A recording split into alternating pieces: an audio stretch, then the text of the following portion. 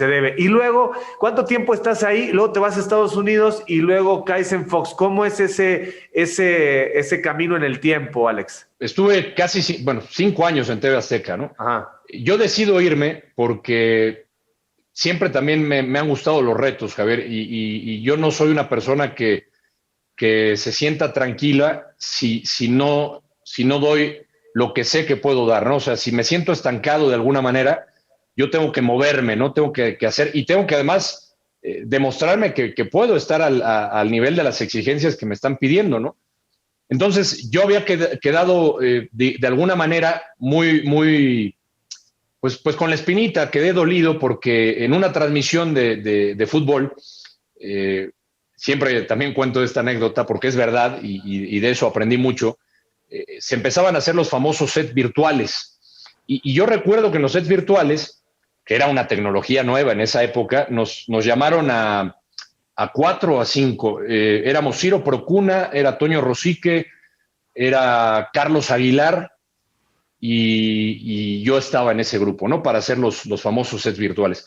Entonces, eran muchas horas de práctica porque te aparecían gráficas, ¿no? Te metías en el green screen y te aparecían gráficas del piso, ¿no? Entonces tenías que monitorearte y calcular, que de hecho el que mejor le salía era Toño Rossi, que parecía robot, ¿no? Porque lo hacía de una manera espectacular, pero lo tenía todo muy calculado. Entonces recuerdo que pues practicamos, Javier, a lo mucho 2 o 3 días, era una tecnología desconocida, y me mandan al partido, me acuerdo, Santos Cruz Azul, me acuerdo perfecto, y en ese partido está José Ramón. Entonces llega el medio tiempo, empiezo con las estadísticas, y te digo, había que caminar y tenías que tener cuidado para no pisar las gráficas de donde salieran. La máquina se vuelve loca, era nueva, y empiezan a salir las gráficas de donde no tenían que salir. Entonces parece que las estoy pisando y claro, bueno, pues evidentemente pues me puse nervioso, ¿no? No dije ninguna tontería, pero sí se notaba que estaba nervioso, ¿no? Y pues ya sabía yo que venía el regaño de José Ramón. Al final me encuentro al diseñador de las gráficas y me dice, oye, fue el primero en salir y decirme, te ofrezco disculpas porque fue una cosa que no pude controlar, apenas estamos empezando. Pero no te preocupes.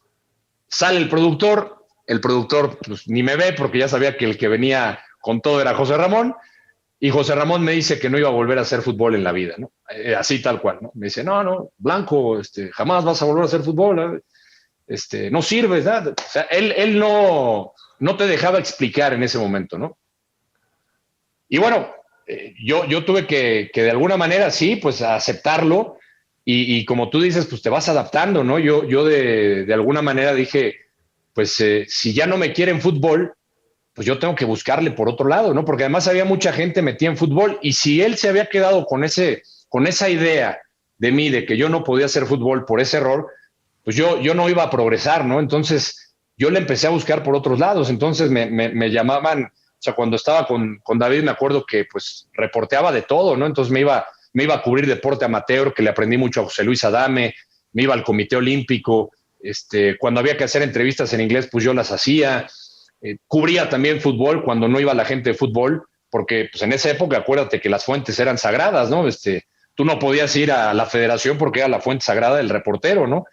Tenía mucho tiempo el reportero cubriéndola, y cuando no estaba el titular, dejaban al segundo que tenía más experiencia para ir a esas fuentes. Entonces, pues a mí me tocaba ir a Puebla. Me acuerdo que había que ir a los partidos y te tenías que trepar, ¿no? Hasta el techo del Cuauhtémoc, que ahí nos poníamos con el camarógrafo y después bajar a hacer las entrevistas. Me tocó ir a Toluca, buscar, ya sabes, los centros para mandar la microondas, ¿no? Buscar el Telmex más cercano, todo eso pues, lo vas aprendiendo.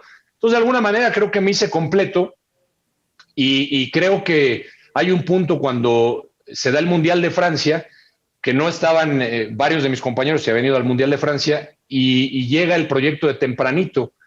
Entonces me mandan a hacer un casting, les gusta cómo hago el programa, y les digo, oigan, pero yo no puedo decidir, el que decide es José Ramón, ¿no? Entonces, el programa tenía que empezar, Javier, y yo no podía decirle, pues tenía que hablar con José Ramón. Bueno, pues total que le hablan, dicen que sí, o sea, él dice que sí, pero como a regañadientas, como que no quería. Y cuando regresa de Francia me dice, bueno, ya vas a empezar el proyecto, no sé si, así tal cual me lo decía, no sé si puedas, como que siempre era un reto con él, ¿no? Era esa parte como que te motivaba también. Entonces yo con David le dije, mira, David, yo me comprometo a que las secciones y el espacio que me den, pues yo voy a cumplir pues con las exigencias, ¿no? Del departamento, ¿no? Lo que ustedes esperen de mí. Y claro, me ayudaba mucho David a hacer las secciones. Ya hubo en algunas ocasiones cuando yo redactaba, conseguía entrevistados. Me acuerdo que uno de los proyectos que le propuse a David y bueno, a la gente del programa fue llevarles atletas que iban a estar en los Juegos Olímpicos para conocerlos, ¿no? Les llevé a Alejandro Cárdenas, a Ana Guevara, a Fernando Platas, para que la gente los ubicara, ¿no? Y así empecé. Y creo, la verdad es que no hubo queja ni de la producción, porque siempre les cumplía, ni creo que hubo queja ni con David ni con José Ramón. Y entonces llegó precisamente el año del 2000 y venían los Juegos Olímpicos de Sydney. Yo tengo que tomar una decisión porque al mismo tiempo llega un casting para hacer un casting en Telemundo, en los estudios Churubusco, que nadie lo va a decir, muchos compañeros fueron a hacer ese casting, yo te lo puedo decir, no voy a dar los nombres, pero muchos fueron. Y entonces a mí me llaman para Chicago, les gustó el casting que hice, les mando un demo y entonces me dicen, oye, pues queremos que vengas a presentar los deportes, ¿no? A una estación local de Chicago. Y yo les dije, ¿para cuándo? Pues no, hay que tramitarte la visa de trabajo. Entonces, para mí fue complicado porque al mismo tiempo que me tramitaban la visa de trabajo, me estaban tramitando la visa para ir a Sydney a mis primeros Juegos Olímpicos. Y entonces yo hablé con David y le dije, mira, David, está pasando esto, hay posibilidad de que me vaya, yo quiero ser honesto y transparente contigo. Y me dice, no, pues vele a decir a José Ramón. Le comenté en su momento y bueno, cuando ya llega la visa de trabajo, voy nuevamente a la oficina de José Ramón, le digo, pues, señor, me tengo que ir. Yo fácilmente, mira, pude haber ido a Sydney sin avisar nada, regresar y me iba a Chicago. Pero yo prefería hacer las cosas por la derecha. Yo hablé con José Ramón, le dije, mire, yo le ayudo, yo sé que me tenía contemplado para ir, no voy a ir, me voy a quedar chambeando aquí lo que necesite y cuando ustedes regresen y cuando acaben los Juegos Olímpicos, yo me voy para Chicago. Y me acuerdo que me dijo, no, ¿cómo Chicago? Es una estación pequeña, ¿cómo crees? Vas a regresar aquí a pedirme chamba, hay varias experiencias de compañeros que no la han armado. Le digo, bueno, pues es mi decisión, ¿no? Y te digo, yo sentía, Javier, que ya me pude haber quedado, la verdad, porque me iba bien, tenía el programa de básquetbol, tenía tempranito, me habían tomado ya en cuenta para los Juegos Olímpicos, es decir, yo ya había probado, ¿no?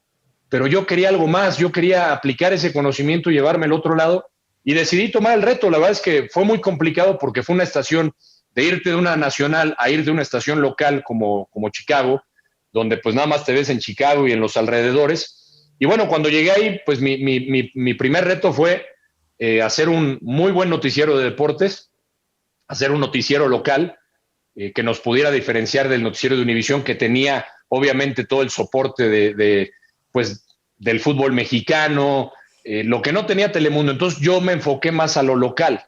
Entonces tuve que buscar historias de latinos ahí en Chicago, me metí a los equipos, fui a hacer relaciones públicas con los equipos de béisbol, con los Bears, que estaban muy mal las relaciones. Entonces me dijeron, ¿sabes qué? Sí te vamos a aceptar, pero acá te queremos ver cada 15 días en el palco de los Bears. Y así tuve que ganármelos, ¿no? Al Chicago Fire.